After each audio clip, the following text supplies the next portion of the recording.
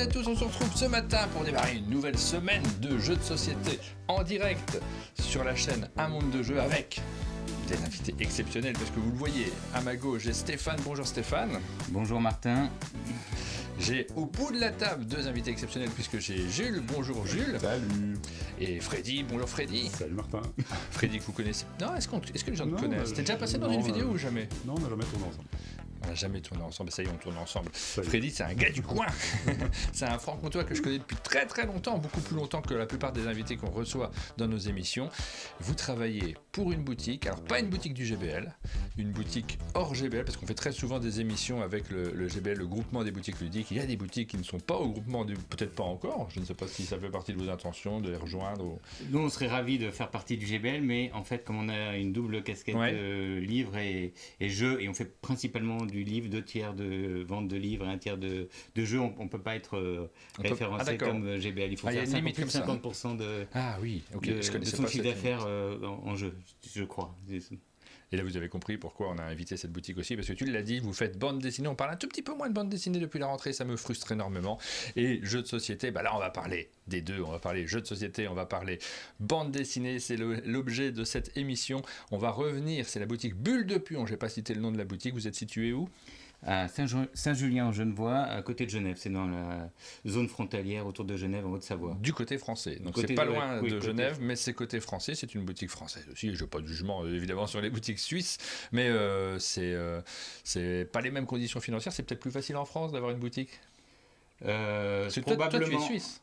Non, moi je suis français. Tu es français, mais tu travailles en Suisse. Tu es frontalier alors. Je suis frontalier parce que j'ai un autre travail. Je travaille à Genève en tant que consultant, mais ça fait 20 ans qu'on est dans la région avec la famille. Voilà, on est arrivé en 2004 et voilà, j'ai eu envie, en fait depuis 2016, d'entreprendre. Ça a mis 7 ans à trouver le bon projet. Et finalement, c'est la boutique de jeux et de BD qui est sortie. Il y a eu d'autres projets avant qui n'ont pas abouti.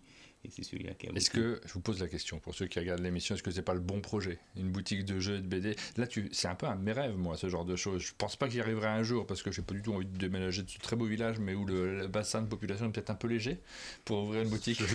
T'es sûr? Tu penses que ça va pas marcher? J'ai un petit doute. Ici, là où on se situe. Mais c'est incroyable d'avoir un lieu.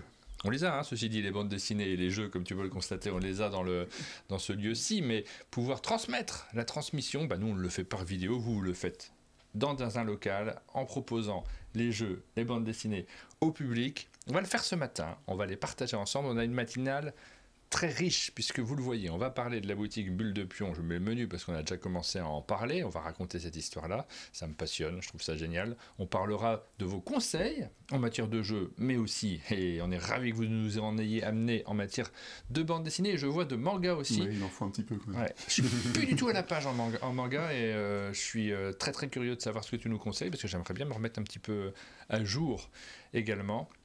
On voit l'adresse qui s'affiche sur le chat. Saint-Julien en Genevois, 74 160. Okay, exactement. Oui, tu voulais envoyer une lettre.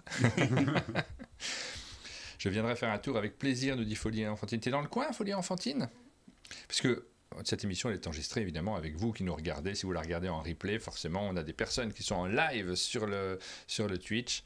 Merci à toutes celles qui sont présentes et qui nous accompagnent le matin dans chacune des matinales. On va commencer d'ailleurs par vous faire, comme on le fait très souvent avant de revenir sur la boutique Bulle de Plomb, un petit tour de notre semaine d'un monde de jeu, et j'appelle la meilleure d'entre nous, Aline. Je te laisse ma place, Aline, juste le temps d'annoncer les... Alors, je refais juste le menu parce que j'ai oublié le menu. Non, mais reste, ne t'en vas pas. Je fais juste le menu, on vous parle jeux de société, on vous parle BD, et on terminera avec Rachel qui va nous rejoindre juste après. Et Freddy, tu resteras pour la deuxième partie, c'est ça? Ouais. Avec Freddy et Rachel, on vous fera le tour des sorties de la semaine, comme on le fait régulièrement le lundi, donc on va déborder, ça je vous l'annonce dès le début de cette émission, ça va pas s'arrêter à 9h pile, c'est sûr, parce qu'il y a beaucoup d'actualités ce matin, mais ça nous fait plaisir, c'est très riche. Aline, je te laisse ma place. Le plan là, ouais, il est là. Hop. Je te laisse mettre un peu. Attention. Bonjour, bonjour. J'ai le micro rouge et ça, c'est pas habituel, je peux vous dire. J'ai l'impression que je me sens chef là. J'espère que vous allez bien. J'ai lu dans le chat que vous nous remerciez pour le bingo d'Halloween et nous aussi, on vous remercie d'avoir été présents. Franchement, c'était super chouette à organiser, c'était super chouette à vivre et on a vraiment des remerciements à faire à la fois aux distributeurs, aux éditeurs, aux animateurs qui ont fait que c'était possible, mais surtout à vous qui étiez présents, qui avez animé ça avec nous merveilleusement. C'était un plaisir. Donc la semaine dernière au chalet, en plus du bingo, je vous montre pas les photos parce que on m'a prié d'aller vite. Et vous pourrez les retrouver sur le site. Mais moi je regarde sur le côté parce que je m'en sers pour vous raconter ça. On recevait Hamza et Marie. Ça fait plaisir, ça faisait un moment qu'on les avait pas vus et on avait un sacré programme la semaine dernière. Vous pouvez retrouver ça en photo sur le site mais aussi sur les différentes vidéos de la chaîne de replay ou de la chaîne YouTube habituelle. On recevait par exemple Jérémy Fleury pour Viva Katrina. On a fait une partie en live, c'est chouette de faire cette partie. On teste ces lives d'après-midi. On recevait également Sofa Édition. Ça, vous ne l'avez pas vu, vous l'avez peut-être vu sur les réseaux sociaux, mais on les recevait pour faire une émission spéciale qui sera diffusée ensuite sur YouTube du jeu Ballet Masque avec 2 boîtes, donc à 11 joueurs. On a fait cette partie. 11 joueurs, tous déguisés, qui se promenaient dans le chalet pour échanger et récupérer des cartes. Vous allez voir que c'était très sympa. Allez voir les photos sur le site. On était bien déguisés. Comme le soir d'Halloween, où il y avait un concours de déguisement remporté haut la main par Céline, qui était magnifique, maléfique. Vous pourrez retrouver tout ça. On a diffusé plein de vidéos. Vous les retrouverez sur les différentes chaînes. Je vous les passe. Et on arrive au programme de cette semaine, qu'on commence avec vous, la boutique Bulle de Pion, et qui s'enchaîne avec l'arrivée cet après-midi, en fin de journée, de David d'Arucat, donc plus connu peut-être encore sous le terme d'Heredity, mais qui vient nous présenter la suite d'Heredity et un nouveau jeu qui arrivera bientôt. Il sera accompagné par Guillaume Tavernier de D Architecture Art, qui vient nous parler jeux de rôle et jeux de rôle solo. David, plus connu sous le nom de Matt Totoro aussi. Plus connu sous le nom de Matt Totoro, qui doit être dans le chat, qui se dit elle me désigne pas comme par le nom que tout le monde connaît. Mercredi, on fera donc cette matinale avec Guillaume. Jeudi, on reçoit un autre Guillaume, le Guillaume de Lucky Duck que vous connaissez, qui vient pour plein de jeux Lucky Duck. Et on termine la semaine avec Florian de Fantasy Games et on vous parlera de Kikai, que vous connaissez peut-être sous le nom de Bricolage Heads. Voilà pour notre semaine. Je rends son micro à son propriétaire et je vous dis ciao. Il était impatient. Ah, j'en pouvais plus. Ah, ça y est, me revoilà. Alors, on est reparti sur la matinale bulle de pion, pardon, pas de plomb. Ça serait lourd. C'est une magasin de chasse qui est juste à côté de chez vous. Donc une boutique, alors c'est particulier quand même, une boutique qui est consacrée aux deux, ça se fait de plus en plus peut-être. Et vous vous considérez comment quand on vous pose la question de qu'est-ce que vous faites comme métier, vous dites directement BD jeux? Oui, BD jeux manga. Moi, je dis BD jeux manga. Ouais. Ah, parce que vous faites une différence avec le manga. pour moi, les mangas, c'est de la BD. Je fais pas tellement de différence. Librairie spécialisée, BD, manga, jeunesse, jeux, quoi. Moi, je trouve que c'est génial, c'est mes deux univers, mais on se rend compte que c'était pas simple en réalité. C'est pas simple de parler de jeux de société. J'active les notifications en même temps. Hop, comme ça, on verra les personnes qui nous ont soutenus. Vous allez les voir s'afficher à l'écran et vous êtes très nombreux à nous avoir soutenus. On va avoir pas mal de merci qui vont s'afficher à l'écran. Merci à Mamie Zinzin par exemple qui s'affiche là tout de suite. Vous allez les voir défiler pendant cette matinale. C'est pas simple de parler de bande dessinée sur, en ce qui nous concerne, une chaîne qui est qualifiée de chaîne consacrée aux jeux de société. C'est vrai que c'est l'objet principal de nos émissions et on s'est rendu compte quelquefois que à la fois ça passionne ceux que ça intéresse, mais vraiment ça les passionne. On a eu plein de messages depuis qu'on en parle, plus particulièrement en début d'année, mais c'est pas facile pour ceux qui ne s'intéressent pas du tout aux jeux de société. J'ai vu passer sur d'autres chaînes en général, ils le disent pas à nous, mais sur d'autres ils disent j'aime pas trop quand ils parlent de BD, ça m'intéresse pas, et du coup je zappe ces émissions. On voit bien que ça fait un petit peu moins de vues aussi. Il y a évidemment des ponts entre les deux, parce que moi j'ai fait le chemin inverse, j'ai commencé par faire de la BD, j'ai parlé de jeux dans un premier temps et maintenant je reparle un peu de BD et ça surprend les gens, mais c'est comme ça. Vous le ressentez vous aussi en termes de public? Vous avez des publics qui sont très différents l'un de l'autre? Oui, il y a des gens qui sont spécialisés BD, d'autres mangas, d'autres jeux, mais il y a des gens qui picorent un peu de tout. Exactement, il y a quand même un peu les deux, il y a beaucoup de ponts, de passerelles entre tout, parce que c'est avant tout de l'imaginaire aussi, et du coup, il y a des spécialistes vraiment très niches, qui font que de la BD, mais il y en a d'autres qui font un petit peu de tout. Et vous le savez, quand vous voyez quelqu'un qui rentre dans la boutique, vous dites « Ah, ça c'est BD, ça c'est jeu ». Des fois on arrive, effectivement, le profil des personnes peut être... identifié dès l'entrée dans le magasin pour différents TCG aussi. Oui, voilà, des TCG, ça joue sur des clichés, des choses comme ça, mais après, on peut avoir des bonnes surprises. On peut avoir des personnes âgées qui vont prendre du manga, on peut avoir des très jeunes qui vont nous demander du Catan, des trucs comme ça. Mais sinon, globalement, on arrive à voir. On n'en a pas beaucoup qui font les trois. Non, c'est vrai. Ils font manga, mais... j'en suis, moi. Pareil, il n'y en a pas tant que ça. Ouais, c'est ça. C'est vrai que les jeunes, c'est plus manga. Ça va souvent être manga-jeu ou BD-jeu. Ou BD-manga de temps en temps, mais... Après, c'est un budget. Bien sûr que tout faire, il faut quand même avoir les moyens. Si tu veux faire les mangas, les BD, les jeux...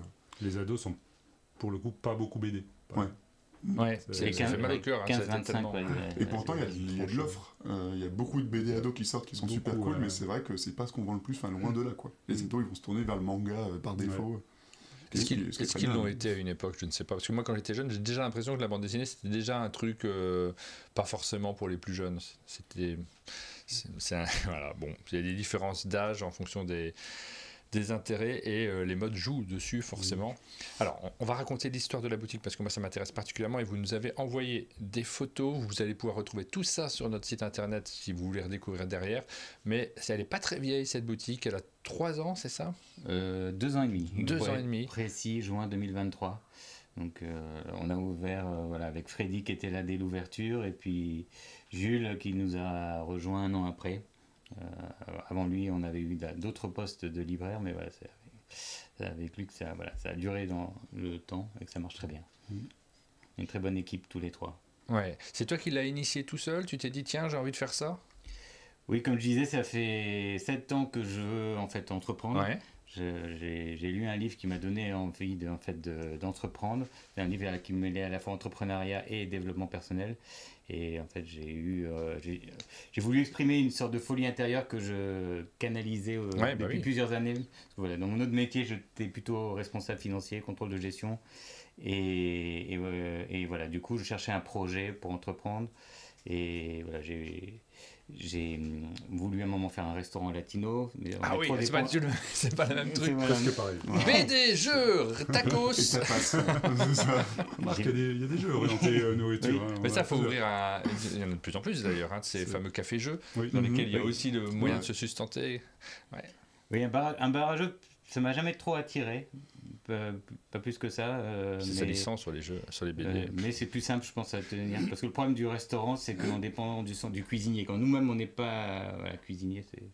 Et après, j'ai voulu racheter une entreprise. C'est pour ça que j'avais vendu un appartement que j'avais pour acheter une entreprise. Et comme je trouvais rien d'intéressant, j'ai monté mon propre projet.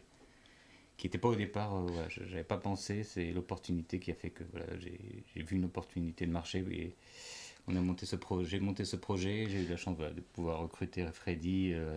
Alors Freddy, oui. Freddy, on se connaît depuis un petit bout de temps parce que tu es l'un des joueurs récurrents du club de jeu auquel je participais ici à Pontarlier, pas très très loin. Donc c'est pour ça aussi qu'on fait cette émission, c'est parce qu'on se connaît un petit peu. Et comment t'en es arrivé à te retrouver pas loin de Genève, finalement, dans une boutique de BD, parce que tu n'étais pas du tout spécialiste BD, je te connaissais pas pour ça. Non, clairement, j'étais c'est d'ailleurs dans ce domaine qu'on s'est connu, et j'étais, je suis parti pour d'autres raisons sur le secteur d'Annecy, et les choses ont évolué gentiment. L'idée, c'était quand même de me reconvertir dans un métier plutôt passion. Le jeu faisait partie des choses... c'est le rêve de tout le monde, mais c'est pas simple d'y arriver. Ouais, exactement. Et l'idée, moi, me trottait dans la tête de monter quelque chose, potentiellement un magasin autour du jeu. De le monter carrément. Ouais. Et forcément, quand je suis tombé sur l'annonce de Stéphane, je me suis dit, c'est cool. En gros, il m'apporte un projet similaire à ce que je veux. Donc, je me suis dit, je fonce. Et puis, ça a matché, c'est cool. Donc, non, c'est un beau projet. Parce que là, en fait... De tout voir la conception de A à Z, c'est génial. Enfin, c'est un entrepreneuriat top à je trouve ça passionnant, moi. J'en parlerai pendant des heures. Parce que toi, Stéphane, tu as eu l'idée, tu l'as créée, tu l'as financée, mais tu n'es pas tout le temps présent dans la boutique.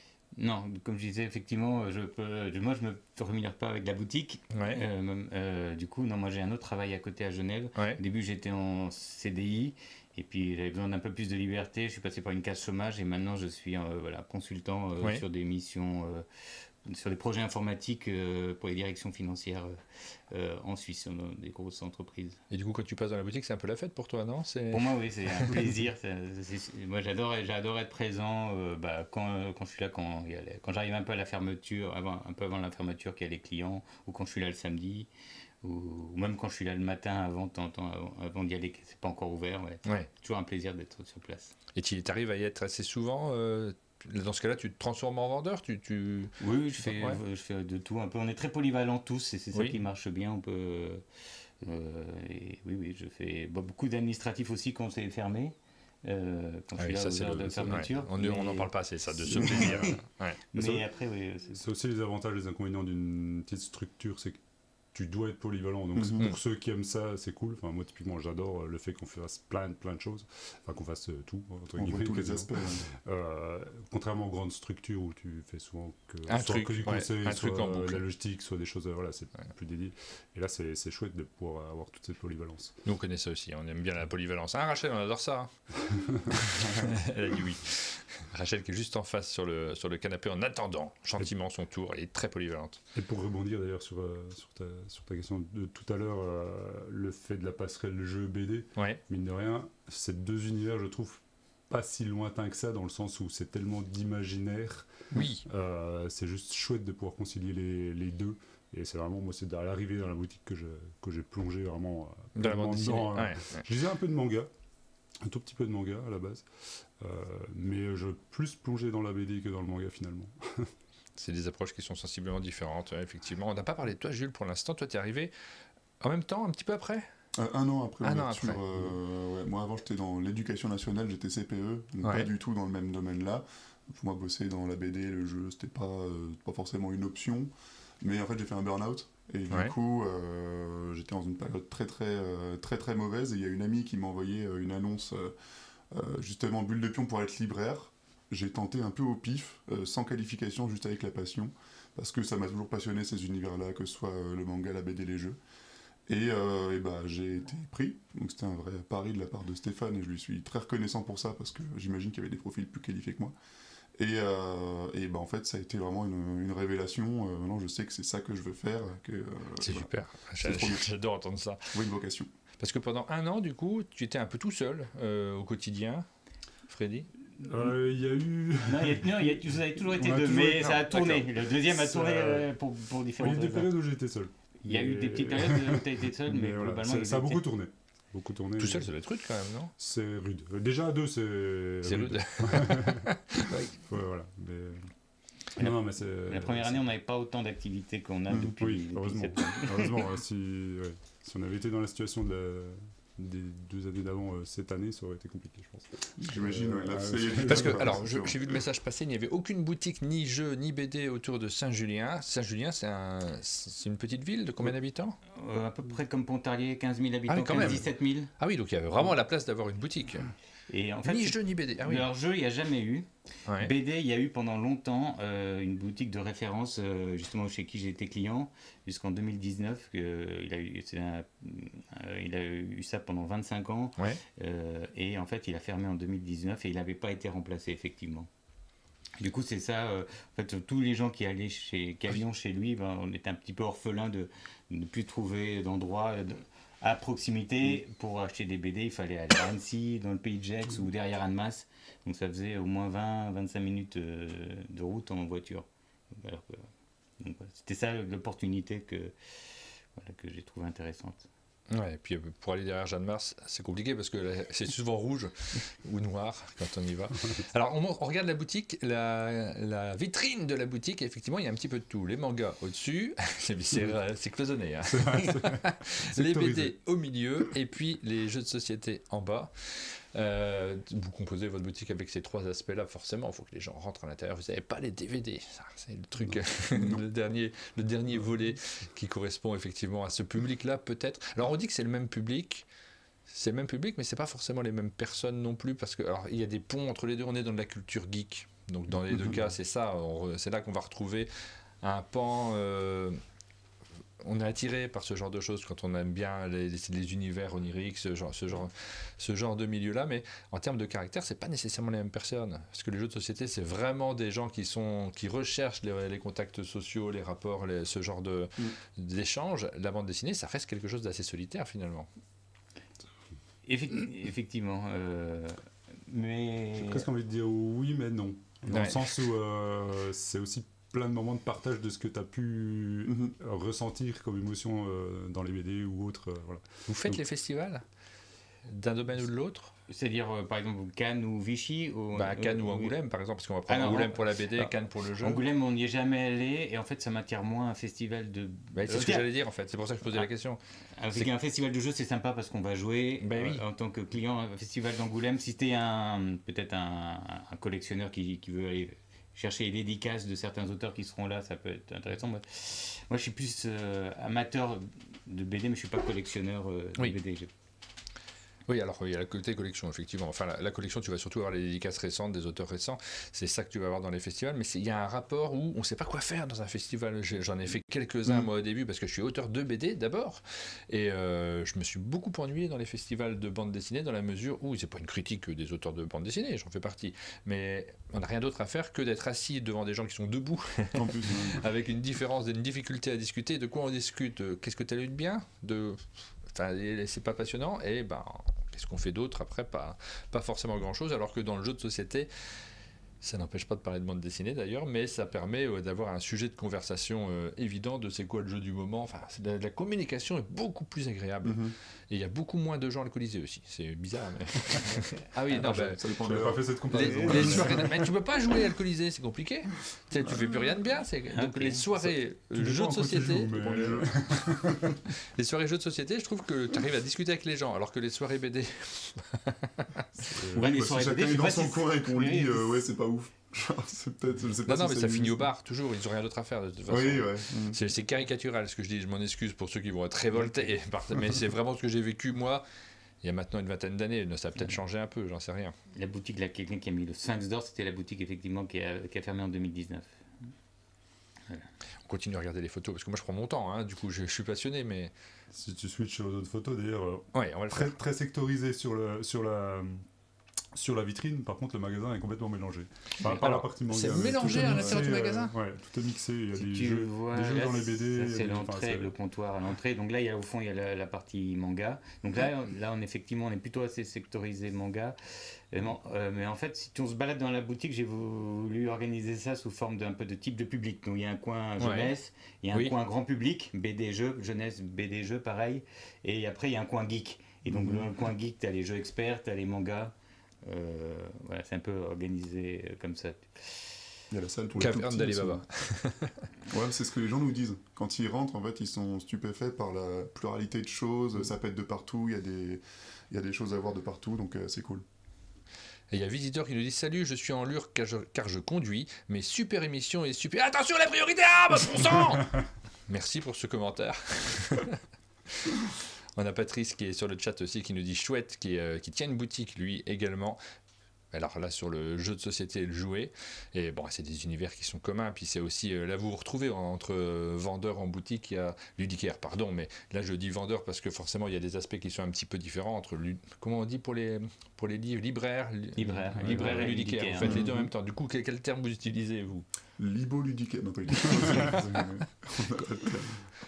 Mais des fois, je simplifie en vendeur. Vendeur, c'est plus ça. C'est souvent que je dis vendeur, BD, jeux, manga. Oui, enfin, on va bien libraire parce que ça claque, mais oui, c'est vrai qu'après, vendeur, c'est pas mal, même si c'est un peu réducteur. C'est ça, c'est le terme, il est un peu rejeté. Il y a le terme conseiller que j'aime bien aussi. C'est réducteur surtout parce que finalement, 50% de l'activité, c'est de la logistique. Réception, commande, travail de l'ombre. Et le conseil, la vente, c'est finalement, à part le samedi qui est la partie la plus importante, parce qu'on n'a pas de réception, en semaine, c'est Mais le conseil, c'est un de mes aspects préférés du boulot. Mais oui, cas, donc mais c'est pour ça, il y en a certains qui disent, oh là là, les ludicaires qui exigent le terme ludicaire, ils exagèrent, ils sont vendeurs, point. Non, il y a cet aspect-là, le fait d'être réduit à sa mission finale, c'est-à-dire celle de dépenser de l'argent et d'acheter un truc. On peut le comprendre quand on est vendeur de n'importe quoi dans une boutique qui est consacrée à des produits commerciaux. Mais là, il y a l'aspect culturel quand même, il est très important. Et c'est normal qu'on le retrouve. C'est transmis d'une passion. Moi, comme j'ai toujours dit, je suis pas... Enfin, pour le coup, je vais dire l'inverse de ce que j'ai dit. Je suis pas vendeur, je suis conseiller. Oui. C'est-à-dire que vraiment, j'ai envie d'amener ce que j'ai aimé, de dire ce que j'ai aimé, et la personne, elle prend pas, peu importe. Moi, c'est pas ma finalité. C'est vraiment, je dis ce que j'aime. Voilà. Je ne vais pas réinsister dessus, mais c'est pour ça que nous, on n'aime pas trop le terme d'influenceur. Les gens nous disent, vous êtes influenceur. Vous nous réduisez à la fonction finale de, on est là pour influencer les gens. Non, nous, on est là pour partager de la culture. On aimerait bien un autre terme que ça. La passion. Oui, c'est une histoire de passion. On continue à regarder les photos. Donc là, ça j'adore ça aussi. Tous les étalages, tu as envie de te noyer dedans et d'y passer des journées. Le seul inconvénient de ce genre de boutique, je le lis, c'est que moi j'ai envie de lire dedans. Hein. Et souvent les libraires nous regardent d'un œil. Non, vous lisez pas, vous achetez, monsieur. Mais on laisse les gens feuilleter quand même. J'espère, ouais. Mais c'est vrai qu'on a tellement envie. Ça, c'est quand j'étais étudiant, notamment, que j'avais pas un rond. J'allais chez mon libraire, c'est à Ocampo-Novo, à Besançon, qui n'existe plus aujourd'hui, mais j'allais dans cette librairie-là pour regarder les livres et j'en lisais quelques-uns. Je les achetais derrière, mais heureusement que le libraire qui était présent me laissait un peu faire, parce que j'avais pas trop les moyens et de temps en temps j'aimais pas trop, donc là, celui-là je vais pas le prendre. Oui, c'est important de laisser les gens regarder quand même un minimum. Enfin, je veux dire, ils vont quand même dépenser de l'argent pour un truc qui va potentiellement pas leur plaire, donc c'est cool. Puis le livre, c'est un conseil en tant que tel, donc s'il lit et que ça lui plaît, il va le prendre. Donc c'est du boulot qu'on ne ferait pas, quoi. Donc c'est cool. On n'a pas vraiment de clients qui s'installent, de toute façon il n'y a pas de chaise pour ça. Non, mais là, sur les toutes petites librairies, c'est plus compliqué aussi. Mais ce besoin de découvrir, je l'ai tellement fait, moi, en grande surface aussi. À un moment, me laisser au rayon des livres. C'est là que j'ai découvert la bande dessinée, en réalité. C'est dans la grande surface, parce que j'avais pas du tout envie d'aller acheter des carottes et des patates, ça m'intéressait pas, moi. Je préférais aller lire discrètement des Manara dans un coin, sans que personne ne s'en rende compte. Beaucoup trop jeune. Ça a bien éveillé mon sens de la bande dessinée. Que ton sens de la bande dessinée. Ok, bon, non, mais je faisais ça. Et puis sur les mangas, tu sais, je changeais la jaquette. J'en mettais une autre pour pas qu'on sache. Voilà, là, c'est le rayon. C'est une nouveauté un peu ambiance. Voilà. Ouais.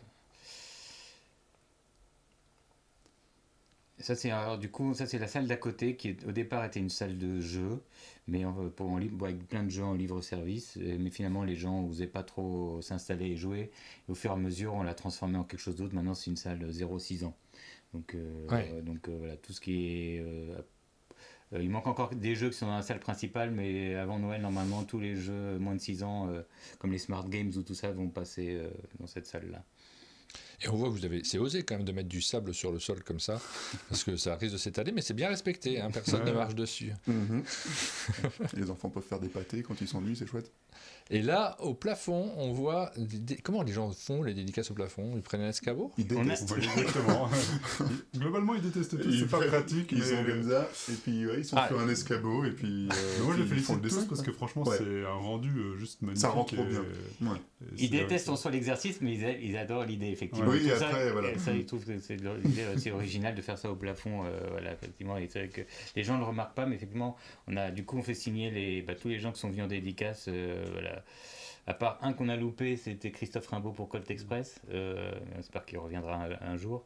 On a aussi, donc là c'est la partie BD, et après on a aussi Bruno Catala, Johan Levé qui sont venus. Est-ce que tu les reconnais, Martin? C'est ça la question. Là, en fait, là il manque les dédicaces de jeu, en fait, mais il y a Bruno Catala qui est venu. Si tu zoomes suffisamment, tu auras les noms, hein, du coup. Oui, je regarde. Je fais très peu de dédicaces, moi, de manière générale, donc... Mais c'est pas encore les. Au début, on a fait venir plutôt des gens du coin, des auteurs du coin. Maintenant, on contacte les maisons d'édition pour faire venir des auteurs un peu plus reconnus au moment des lancements. Ouais, ça encore de la BD a priori parce que les gens dessinent bien. C'est vrai que Oui. Il y a une différence de style, on va dire. Bah, sur un auteur de jeu, c'est compliqué quand même. Ici, t'en as quand même 2-3 qui sont. Alors, pour les jeux, on a aussi là, à droite, il y a Pauline Détrave qui est venue, il y a Bruno Catala. Catala, il a fait un dessin quand même. Oui, mais il aime bien dessiner en fait. Ouais. Mais c'était son rêve d'être auteur de BD. Pendant longtemps, c'était son ambition de jeunesse. Il avait plutôt envie de faire de la bande dessinée, il est arrivé sur le jeu plus tard. Et on a Johan Levé qui nous a fait une petite énigme. Une énigme logique, au plafond. Il a dû adorer ça, Johan. Et Johan Benvenuto qui a mis un nouveau pattern de harmonie aussi. C'est ce qu'il fait dans toutes ses dédicaces à chaque fois. Il y a un nouveau truc. Lui, c'était la surprise parce que quand on avait invité Pauline Détrave, la veille, elle nous a annoncé qu'elle viendrait avec Johan Benvenuto parce qu'ils étaient ensemble. Du coup, c'était. Mais on n'avait pas prévu les stocks. Ah oui, vous n'aviez pas d'harmonie. C'est ça le problème. Et il faut que je vienne vite du coup si je veux avoir encore une place parce que là vous allez être coincé au bout d'un moment. Comment vous faites? À la moitié, là on en est à la moitié. On a encore une bonne moitié à remplir. Et après on a l'intérieur du dos éventuellement. Éventuellement. Mais là falloir, je sais pas comment il va falloir le compléter. Mais un marchepied sur l'escabeau déjà parce que c'est un peu le plus haut. Ah oui. Bah voilà, toutes les questions d'escabeau. Bien sûr. C'est rigolo comme idée là, d'avoir le plafond illustré par les gens qui viennent. La boutique dédicacée. Alors, je vous revends le plafond. C'est ça. On va parler jeux aussi parce que vous êtes là, on en profite quand même. On va parler jeux et bande dessinée. On va commencer par les jeux de société puisque on reviendra dessus en fin d'émission quand on va parler des sorties de la semaine. De toute façon, en matière de jeux de société, je vais vous demander tout simplement quels sont vos coups de cœur. Je vais reprendre ce que vous m'aviez indiqué puisque vous nous avez envoyé une petite liste des jeux que vous vendez le plus, que vous mettez en avant et vos coups de cœur personnels également. Et on va faire tout simplement un tour de table. Qu'est-ce que vous avez préféré, en commençant peut-être par Jules? Toi, t'es plus axé manga à la base. Mais... ouais, mais les jeux de société, c'est aussi quelque chose où je suis rentré dedans très facilement. Il y a 10 ans, j'ai commencé à acheter mon premier vrai jeu de société. À l'époque, c'était Mascarade. Et je me suis dit, mais en fait, c'est trop bien cet univers. Et j'ai commencé à grappiller. Maintenant, j'en ai une centaine. Et ouais, donc c'est quand même un univers qui me plaît beaucoup. Et je fais du jeu vidéo aussi beaucoup. Du coup, c'est très très rapproché. C'est vrai que tout ce qui est idée de game design, tout ça, je trouve ça hyper intéressant. C'est le domaine, le jeu vidéo dans lequel finalement c'est difficile d'en vendre. Aujourd'hui, ça vous n'avez pas dans la boutique. Forcément, ça devient très dématérialisé. Heureusement, ces deux domaines-là, le jeu de société et la bande dessinée, ça reste assez difficilement dématérialisable. Ça peut sur les jeux de société, mais il faut avoir des sacrés outils pour pouvoir les regarder. Il y a Tabletop Simulator, il y a des jeux vidéo qui font ça. Sur le jeu de société, non, je trouve que vraiment, on a tellement de plaisir à être autour d'une table. C'est clair. Je pense que ça va être compliqué à dématérialiser, mais sur la bande dessinée, peut-être ça se fait, mais il faut un super iPad ou un truc agréable un truc pour de qualité quand même. Mais je pense que les gens sont attachés aux livres, aux objets. Bon, on disait un peu la même chose sur les romans. Remarque, et gentiment, les tablettes s'installent. Tout ce qui est Kindle, tout ça. Pas parce qu'il y a les outils pour les lire. Je ne sais pas si tu as essayé de lire des bandes dessinées sur Kindle ou ce genre de choses. C'est assez pénible parce que le fait de tourner la page est long. Si tu veux une Kindle couleur notamment, ça prend un certain temps sur les liseuses couleurs de tourner les différentes pages. Je cite Kindle, mais il faudrait citer les autres marques. Donc c'est pas agréable en réalité, on a envie d'aller vite. Alors, qu'est-ce que tu nous conseilles, toi, si on rentre dans la boutique? J'imagine que ça dépend du profil de la personne qui rentre, bien évidemment, mais tes petits coups de cœur, ceux que tu veux mettre un peu plus en avant que d'autres. Ouais, alors ça va pas forcément être des jeux récents, mais il y en a quand même. En jeu récent, en tout cas sorti cette année, il y a For a Crown que j'aime beaucoup. Je trouve que la mécanique était hyper originale avec cette espèce de one deck builder. Enfin, à chaque fois que je le présente, les gens ont vraiment ce petit « Oh, c'est cool, ok, j'ai jamais vu ça ». Donc ça, c'est vraiment chouette.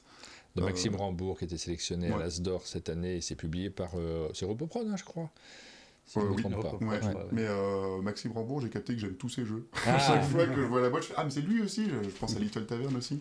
À chaque fois que je vois une boîte et que c'est lui, j'aime bien à chaque fois. Là récemment, il y a Miams aussi que j'ai testé, que j'ai bien aimé. Parce que quand j'étais petit, je jouais au Yams avec ma mère et en fait de voir ce renouveau du Yams en mode un peu balatro, avec des combos, des pouvoirs à acheter, et finalement son Yams devient complètement fumé, c'est très marrant. C'est Jules Messot tout seul, Jules Messot? Non, ils sont deux. J'ai plus le nom de l'autre. J'ai un doute aussi là. C'est Ben Renaud, l'illustrateur, mais est-ce qu'il est tout seul, Jules Messot, sur Miams? Alors oui, il est peut-être tout seul quand même. Jules est tout seul et que du coup il y a Ben Renaud en illustration. Et c'est chez Kif, ça vient tout juste de sortir. Ouais, voilà, ça c'est une nouveauté. Après, en jeu que je vends aussi beaucoup, il y a Little Tavern. Parce que je trouve que c'est un bon mix entre ambiance et stratégie sans se prendre la tête. Et ça plaît au plus grand nombre. Donc de nouveau Maxime Rambourg, de nouveau RoboProd, je crois. Je sais plus. Il y a après Sea Salt and Pepper, j'en vends beaucoup aussi. Enfin après je dis j'en vends, tu vois. C'est aussi un mauvais réflexe, j'en conseille. Non, beaucoup. Mais si, oui, c'est vrai. Parce que je suis pas dans une dynamique de vente, rentabilité, je suis plus dans un truc où il faut faire kiffer les gens. Donc Sea Salt, j'en conseille beaucoup, Happy City aussi. Enfin c'est beaucoup des jeux que j'ai chez moi en fait. Et si Sea Salt, c'est Bruno Catala et Théo Rivière. Happy City, c'est évidemment... Oui. Non mais on peut retrouver Happy City. Ouais. Est-ce que c'est Hisashi Hayashi? C'est possible, hein, mais je suis pas sûr. Et en jeu d'ambiance, il y a Insider que je trouve juste trop et là, bien. je sais pas qui c'est. C'est aussi un jeu japonais, c'est dans la gamme. C'est pas helvétique, mais c'est dans la gamme des petites boîtes. C'est les on-game. C'est ça. Les petites boîtes qui sont distribuées par Pixie. Alors, ça sera plus le cas, je crois que maintenant c'est BlackRock qui va distribuer. Ah bon En tout cas, pour l'instant, c'est encore Pixie. Je sais pas si ça va changer. En distrib, plus pour longtemps. Ah, ok. Ça nous donne une excuse.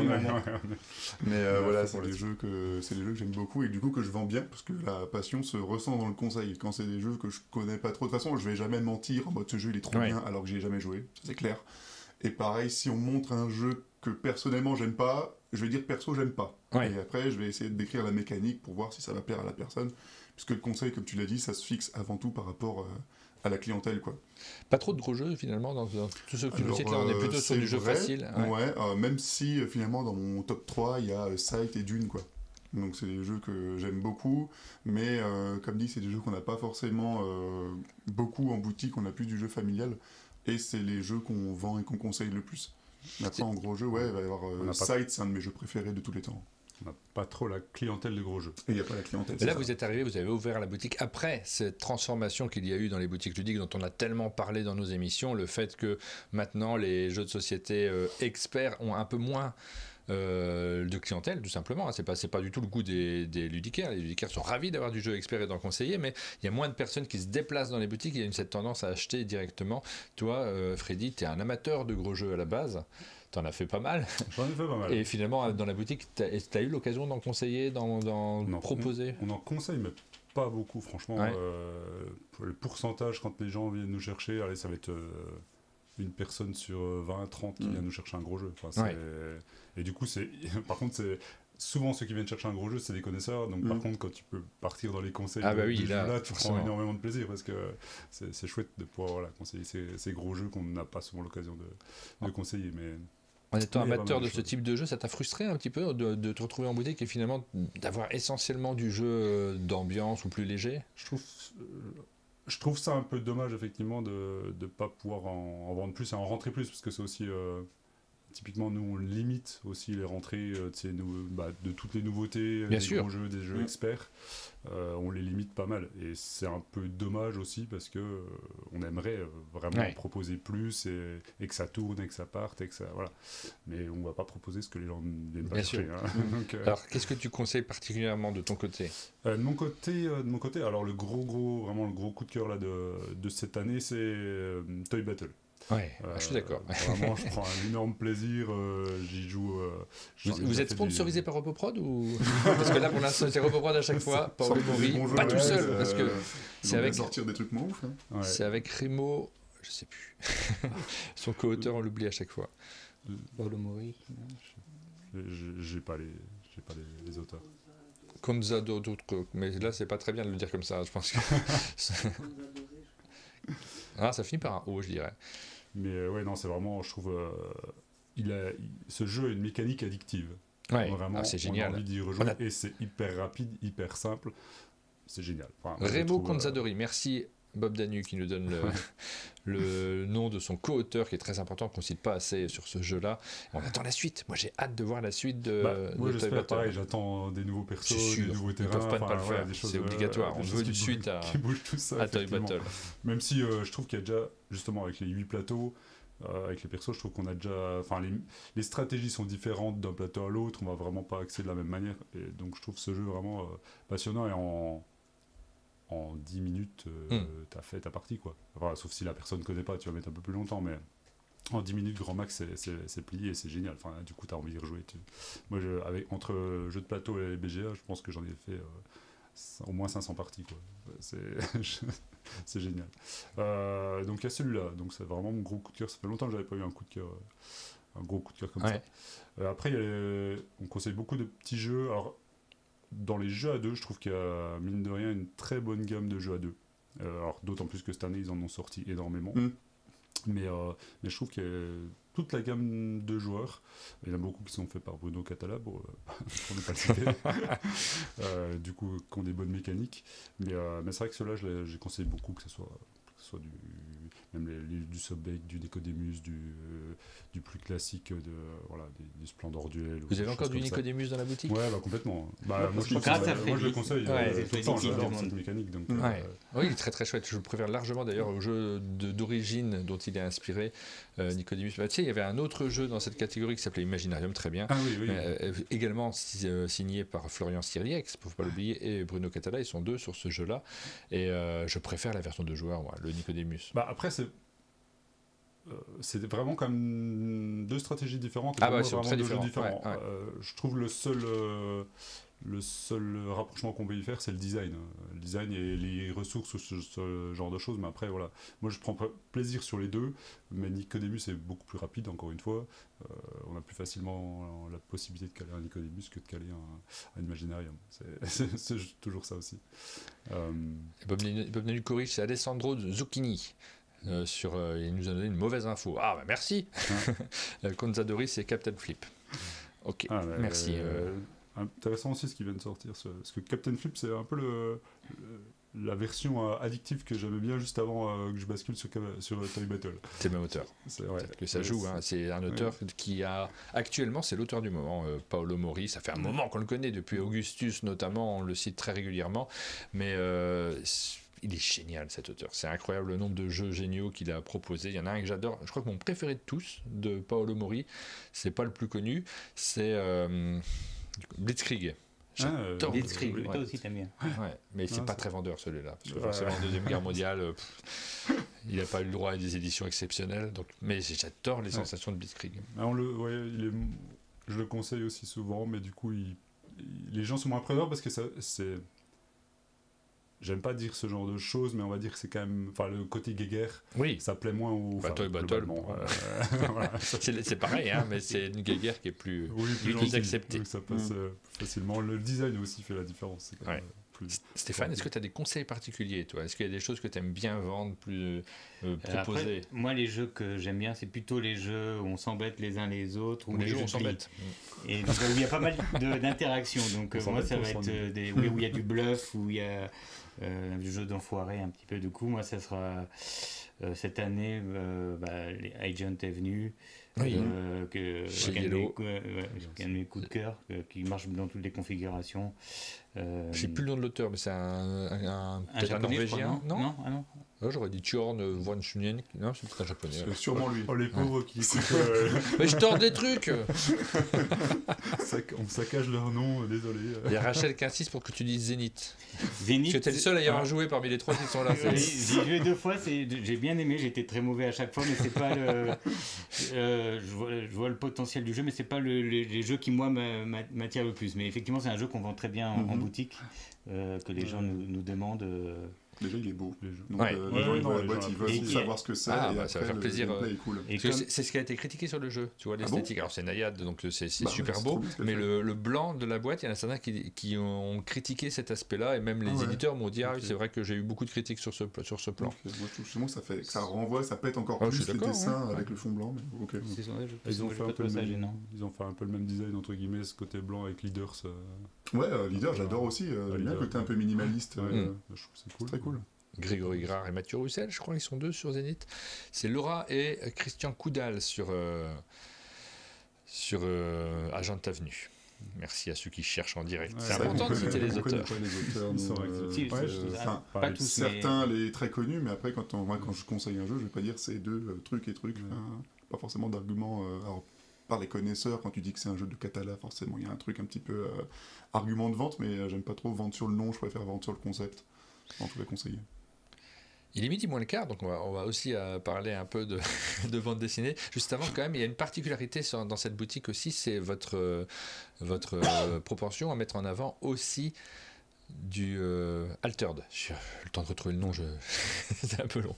Pardon. Notamment toi, tu es spécialiste d'Altered. Ouais, alors spécialiste, c'est un grand mot, c'est juste que à la base, je viens de Magic. Et en fait, Magic, ça m'a gonflé très très fort pour plein de raisons. Et en fait, je me suis beaucoup retrouvé dans Altered. Je me suis dit, c'est ça que je recherche dans du TCG. Et tout l'aspect propriété numérique, ce que j'appelle du NFT bien foutu, ça m'a vraiment aussi un petit peu attiré, notamment le fait qu'on puisse jouer sur BGA avec les cartes qu'on scanne. Et il s'avère que dans la région, on a une très bonne communauté Altered, donc des gens très bien classés au rang mondial. Et donc voilà, ça a pris bien et vite. Ça a commencé avec une soirée d'initiation. Et ensuite, dès qu'il y a une sortie, là, on fait du scellé, du draft. Donc, en gros, le scellé, c'est quand on vend 7 boosters, qu'avec les 7 boosters, on va faire un deck de 40 cartes. Et le draft, c'est quand on va avoir 4 boosters qu'on va faire tourner en draft à la Seven Wonders pour construire son deck. Et voilà, c'est vraiment un format qui a bien pris.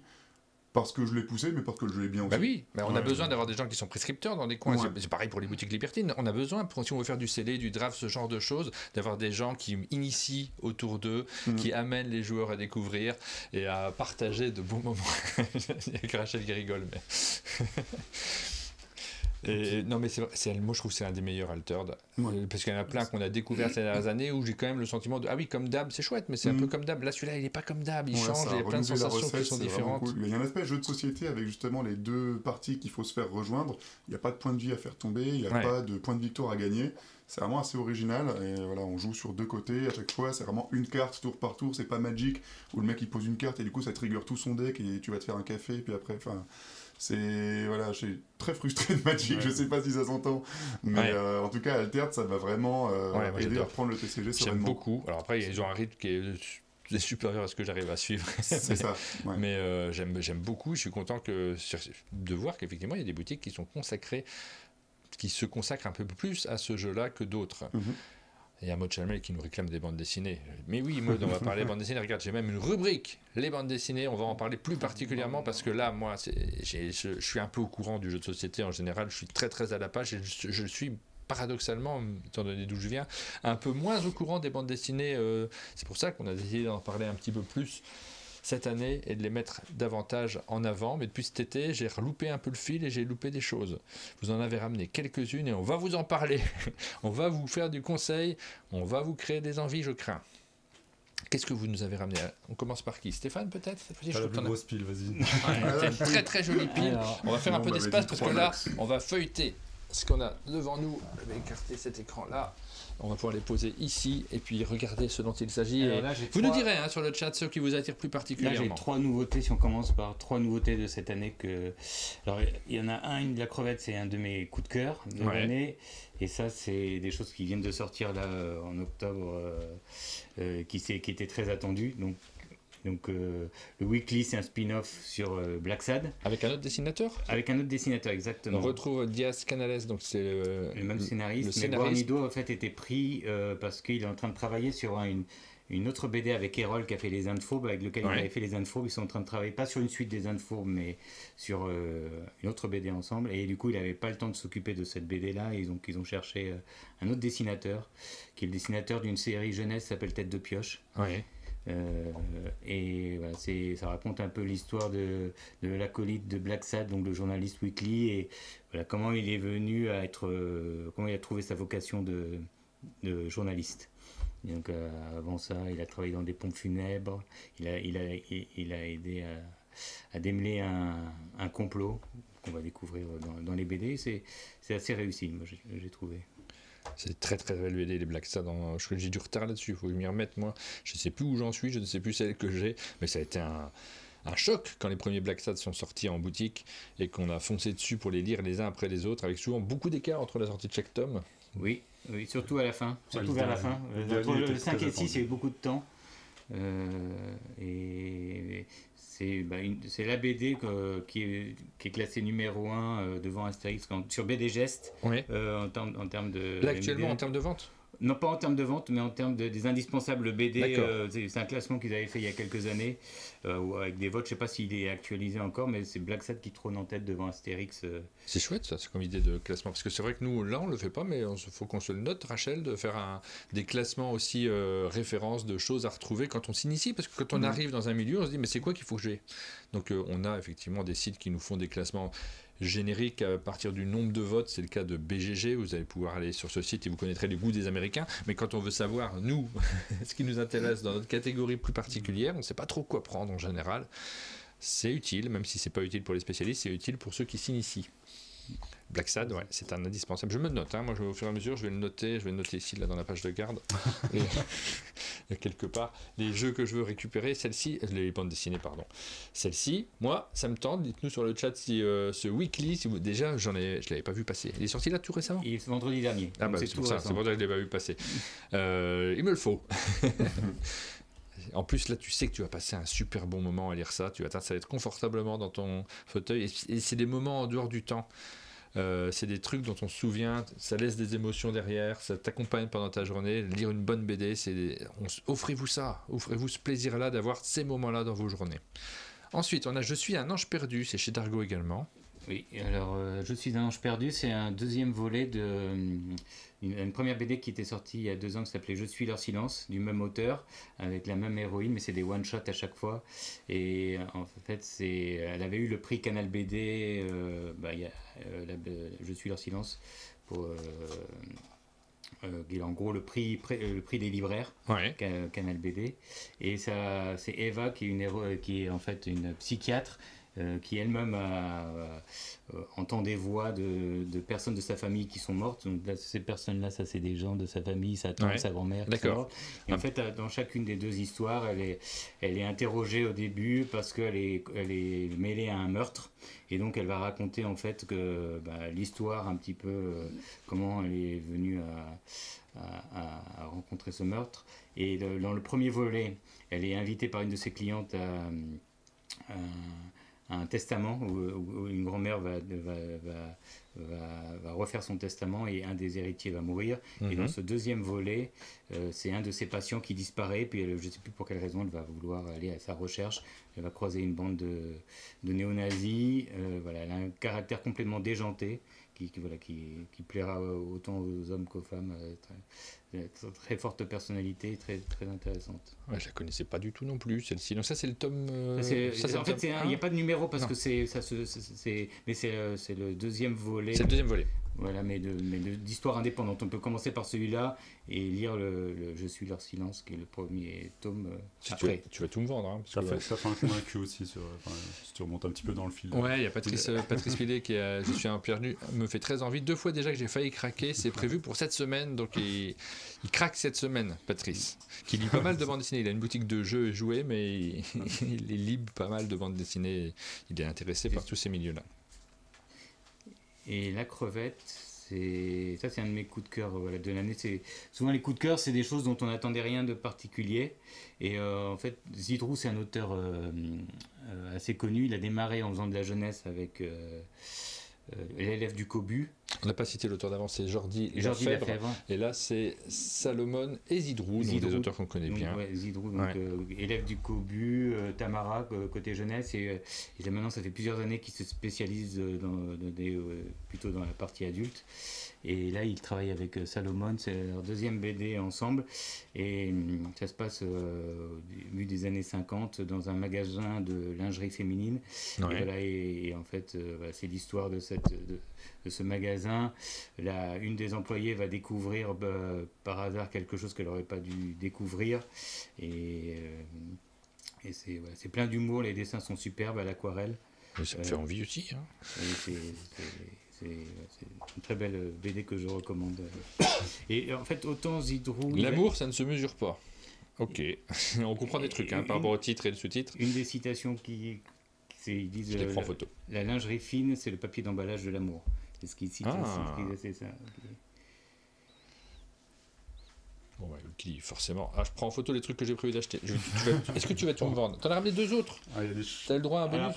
3 autres. Alors ça, c'est mes coups de cœur. Tes coups de cœur perso. De tous les temps. Là, c'est les sorties du moment. Voilà. C'est ça. Et puis là, les coups de cœur perso de tous les temps. Ça, c'est la BD qui, vraiment, depuis tout petit, de Capet de Croc. Hop, de Capet de Croc, ça fait longtemps. Moi, quand j'ai commencé la bande dessinée, il y avait du de Capet. Tiens, j'avais pas. Non, ça, parce que ça, c'est une intégrale des tomes 1 et 2. Ouais. Du coup, moi, si vous vous lancez dans la série, je vous conseille de vous lancer effectivement dans les intégrales. Ça fait une bande dessinée qui est moins de budget. En vert aussi. Et ça parle d'aventure, c'est plein de références à La Fontaine, Cyrano. C'est très écrit, c'est très. Non, c'est pas en vert, je sais pas pourquoi j'aurais pu retenu ça. Si, il y a des vers, parce qu'il y a un des héros qui aime bien s'exprimer en tirade alexandrin. Ouais. Si vous aimez bien beaucoup le langage soutenu, la poésie, l'aventure. N'ayez pas peur non plus, c'est pas prétentieux, c'est juste génial en réalité. C'est juste de temps en temps, un des personnages qui aime bien parler comme ça. Et ils sont accompagnés d'un petit lapin, Euseb, qui va les accompagner dans leurs aventures pour essayer de chercher un trésor qui va les amener jusqu'à la Lune, de la Lune à la Terre. Et non, c'est super. Dans BD Geste, c'est classé numéro 8 aussi, parmi les indispensables. Tu suis la BD depuis, parce que moi je suis la bande dessinée depuis à peu près cette époque-là, cette époque où Delcourt s'est lancé, c'était les débuts de Delcourt, et il y avait ce côté, quand on voyait les albums Delcourt, ça changeait d'habitude. On a été biberonné forcément à du Astérix, du Tintin, tout ce genre de séries à rallonge, et cet éditeur-là a amené une créativité sur des choses beaucoup plus courtes, beaucoup plus en dehors des codes habituels, et avec se plonger dans une imagination qu'on n'avait pas vue auparavant. Je reste très attaché à cette période que je retrouve un peu moins aujourd'hui quand même dans les bandes dessinées d'aujourd'hui. En fait, à l'époque, ces deux auteurs, Erol et Masbou, se sont rencontrés à l'école d'art d'Angoulême, et c'était des fans de jeux de rôle. Et Le Capet de Croc était un scénario de jeu de rôle qu'ils avaient inventé et qu'après ils ont adapté en bande dessinée. Bon, indispensable évidemment de Capet de Croc, il faut les avoir au moins parcourus, au moins lus, vous n'êtes pas obligé de les posséder, mais jeter un petit coup d'œil, ça fait partie effectivement des indispensables. Moi je ne l'ai pas lu, Il faut flinguer Ramirez, j'ai loupé ça aussi, j'ai loupé tellement de trucs, m'en remettre au bout du jour. Ça c'est sorti, le dernier tome est sorti il y a 5 ans, et en fait tous les fans attendent la suite, et je pense que quand ça sortira, ça sera une des meilleures ventes, ou la meilleure vente de l'année, pour Glénat c'est sûr. Et c'est aussi, c'était une belle surprise. On a le personnage principal est un anti-héros. C'est ce personnage-là, Ramirez, qui est un moustachu muet, qui est le champion du service après-vente pour réparer les aspirateurs. Et en fait, il y a des mafieux qui viennent réparer leur mixeur, qui vont tomber sur lui, qui vont reconnaître en lui un des anciens membres de leur mafia qui les avait trahis. Et donc jusqu'au bout, pour l'instant on ne sait pas si est-ce que c'est le cas ou pas. Et puis il va y avoir des courses-poursuites à la Tarantino. Il va croiser 2 braqueuses de banque en fuite, style Thelma et Louise, qui elles essayent d'échapper à la police. Et c'est super. Celui-là, je le prends en photo. Là, c'est la grande période où je suivais un petit peu moins. Il y a une période comme ça. Et puis Ulysse et Cyrano. Et ça, c'est mon coup de cœur de l'année dernière, élu par Canal BD aussi, BD de l'année. BD de l'année. Elle a eu beaucoup de prix. Nous, c'est la BD qu'on a le plus vendue l'année dernière, qu'on a le plus conseillé. Alors ça, c'est aussi lié à forcément en bande dessinée, plus qu'ailleurs, le conseil du libraire, il est absolument indispensable. Et il fait aussi les ventes. Évidemment, vous n'avez pas besoin de faire grand-chose sur du Astérix. Là, cette année, ça sera peut-être sans doute l'album le plus vendu de l'année, comme d'habitude. Mais par contre, immédiatement derrière, c'est très dépendant de ce que vous allez mettre en avant, de ce que vous conseillez plus particulièrement. Et donc, vous avez vous avez mis du cœur sur Ulysse et Cyrano, scénarisé par Xavier d'Horizon. On a 3 noms, donc Stéphane Servin et Antoine Christo. Stéphane Servin, c'est le dessinateur, et Antoine Christo, c'est celui qui a apporté une touche un petit peu, parce que ça tourne autour de la gastronomie. D'accord, donc, il est aussi au conseiller gastronomique, peut-être il a conseillé un petit peu, parce que... Et c'est une BD qui est, moi je trouve, un mélange entre Ratatouille et Billy Elliot. Ça parle d'affirmation de soi, ça parle de trouver sa vocation, de quête de soi et du bonheur. Et... c'est un garçon qui est programmé pour reprendre l'entreprise familiale. Il est en train de passer son bac, et il étudie à la campagne, et il va se découvrir une passion pour la cuisine au départ, pour aider sa mère qui est anorexique. Ouais. Et en fait, au contact de cet ancien chef étoilé qui vit en marge de la société comme ermite, il va se créer une complicité entre tous les deux. Il va lui apprendre ce que c'est que le plaisir, la cuisine. Et voilà, c'est pour tous ceux qui aiment ce type d'histoire, comme c'est un indispensable aussi. Un indispensable. Voilà les indispensables de Stéphane. Donc Ulysses Cyrano, Il faut flinguer Ramirez, de Capetcro évidemment. Donc il y en a pas mal des tomes là. Vous avez juste les 2 premiers ici, mais il y en a quelques-uns derrière qui ont suivi. Weekly, donc le spin-off de Black Sad, Je suis un ange perdu, 2 tomes. dont le deuxième qui sort maintenant, si j'ai bien compris. Ça, c'est le deuxième. Ouais. Le premier est sorti il y a 2 ans. Ok, et puis la crevette, donc l'amour, ça ne se mesure pas. Voilà pour les conseils de Stéphane. Tu nous as ramené également des livres ? Un petit peu. Donc toi, tu t'es lancé dans la bande dessinée, tu as un gros coup de cœur donc pour la bande dessinée plutôt européenne ? Oui. Franco-belge, comme on dit européenne. Ouais, oui. Les Suisses ont aussi leur mot à dire. Et d'ailleurs, il y a des éditeurs qui font les deux, qui font du jeu et de la bande dessinée. C'est le cas d'Helvétique. Ils nous envoient leur bande dessinée. Maintenant, on est ravis de les recevoir et d'en parler. Vous les avez d'ailleurs, les BD helvétiques ? Je crois qu'on n'en a pas, parce que sinon on l'aurait vu avant. On a leur jeu, mais effectivement, je crois pas qu'on ait leur... Oui, tu as fait la remarque tout à l'heure, mais non, on n'a pas. D'ailleurs, ce qui est marrant, c'est que tu parles des BD européennes ou autres. Pour le coup, s'il y avait eu que la BD vraiment franco-belge pour me plonger dans la BD, je pense que j'aurais pas plongé autant. Ouais, le côté 4 lignes. Tu parles de la franco-belge classique, la ligne claire. Classique, avec beaucoup de texte, etc. Je trouve, moi, ça m'attire moins. En fait. Il y a tout, en fait. Parce que dans l'origine de la franco-belge, parce qu'on va parler effectivement, si tu restes sur du Black et Mortimer, c'est très verbeux, et forcément, on a un peu plus de mal peut-être à y rentrer aujourd'hui, mais quand tu lis des Schtroumpfs, alors pour le coup, c'est complètement sous-côté parce que tu as une image de ce que sont devenus les films et les dessins animés. Il y en a 2 parmi ces BD, parmi ce style de BD que j'aime bien, c'est les Schtroumpfs et les Lucky Luke. Voilà. Mais c'est vrai que même parce que j'aime vraiment l'histoire, puis je pense aussi par le fait que j'ai été baigné par le dessin animé aussi. Parce que même les Astérix typiquement, c'est pas une série que j'apprécie, que j'aime. Où je prends du plaisir à lire en fait. Et voilà. Donc, mais les premiers Schtroumpfs, c'est extraordinaire. C'est une bande dessinée tellement facile de rentrer dedans et de se passionner. Alors, tu nous as ramené Quand j'ai froid. Quand j'ai froid de Valentine Chouquet. Choqué ou Chouquet, j'ai un doute. Choqué. C'est sa première BD. Et qui est, je trouve, magnifique. Alors, petite particularité de cette BD, et c'est ça qui est surprenant, mais ça ouvre d'autant plus l'esprit, c'est que c'est une BD où il y a quasiment il y a 2 bulles. Texte, il y a 2 bulles où ça parle. Non, c'est plutôt au début. Il y a Breu déjà. Ça, c'est la première. Si on peut considérer comme une bulle. Voilà. Ça fait déjà 3, tu nous as menti. Non, voilà. Ça, c'est les 2 bulles. Normalement, si ma mémoire est bonne, c'est les seules bulles de toute la BD. Et en fait, c'est vraiment les images permettent de se plonger dans cette histoire. Cette BD, en fait, elle a sorti à la base, c'est un peu une histoire. Sa propre histoire avec un peu de fantastique, d'imaginaire derrière. C'est cette personne a déménagé à Paris pour ses études, je crois, et du coup c'est un peu la rencontre de Pali avec une personne âgée, voilà. Et donc c'est ce qu'elle réimagine dans cette BD, et en fait on va suivre un peu le mouvement de la vie tout simplement, avec l'étudiante qui découvre, qui a tout à découvrir, qui remplit au fur et à mesure on va dire sa vie de souvenirs, et la mamie qui du coup va gentiment plutôt être sur la fin de sa vie avec la mémoire qui disparaît un petit peu, etc. Donc c'est une BD qui est vraiment très très émouvante, où on prend vraiment du plaisir à imaginer les textes, voilà, c'est une BD qu'il faut prendre son temps de lire et tranquillement dans son coin. C'est vraiment magnifique. Moi, c'est vraiment un gros coup de cœur de mes lectures de cette année. C'est sorti cette année, ça ? L'année dernière. C'est l'année dernière, il me semble. 2024. On est un peu décalage.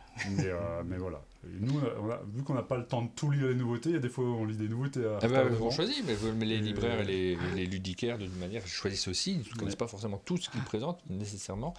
Mais voilà, le conseil, quand j'ai froid. Ensuite, tu nous as ramené la confrérie des tempêtes. Ouais. Ah, tu es très sensible au thème météorologique, j'ai l'impression. C'est exactement ça. Et tu verras qu'après, il y a de nouveau... non, enfin, bref. Istin Cordurier, Rousseau, la chanteuse, et Eban. Non, c'est Lou Rousseau. Bah, pour le coup, je suis assez fan de tout ce qui est chapeauté par Jean-Luc Istin. Oui. Il a fait les elfes, gobelins, plein de trucs un peu. Ces choses-là. Et il y a des choses historiques autour d'Arthur, il me semble aussi. Possible. Oui. Avant, oui. Il avait une gamme avant. Il a fait aussi les empires, les titans. Et la confrérie des tempêtes, je trouve qu'elle m'a. Je suis moins sensible au dessin, moi, sur celui-là. Ouais, moi, c'est typiquement un style de dessin que j'adore. Je suis vraiment fan.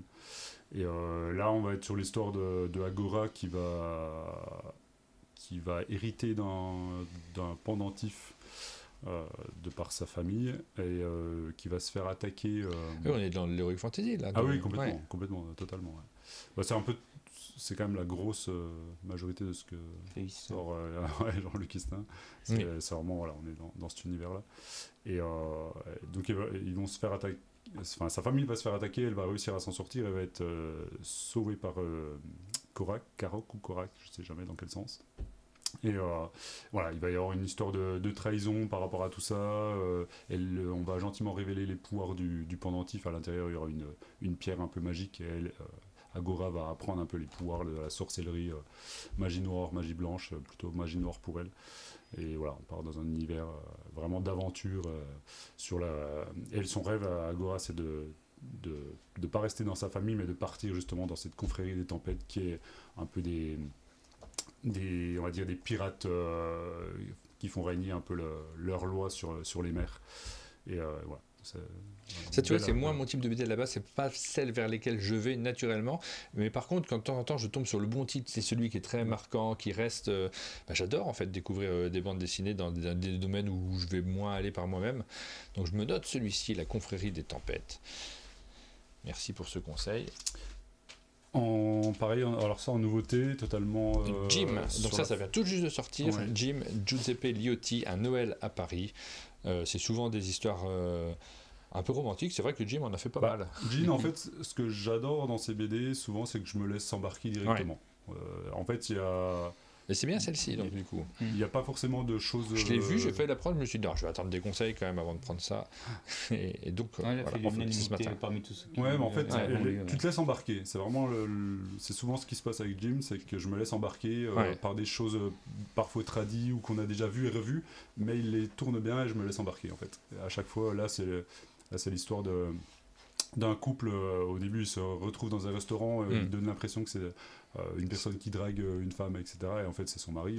Donc toi, t'adores Jim ? Ouais, j'aime bien. Est-ce que Jules est Jim ? Pas moi. Non. Et du coup, ensuite, le couple doit aller pour la convention des repas de Noël, etc. Dans l'obligation, on va dire, de faire les repas de Noël en famille, etc. Et ils ont pas forcément envie de le faire, mais finalement ils y vont par obligation. Et on va voir que suite à ça, ça gonfle un peu tout le monde et ça part un petit peu en vrille. Et voilà, et du coup, sa femme va partir de la soirée, lui va lui courir après dans toute la ville. Enfin, ça va être un rebondissement et c'est marrant. C'est vraiment, c'est plaisant vraiment. On est dans l'esprit de Noël, dans la comédie.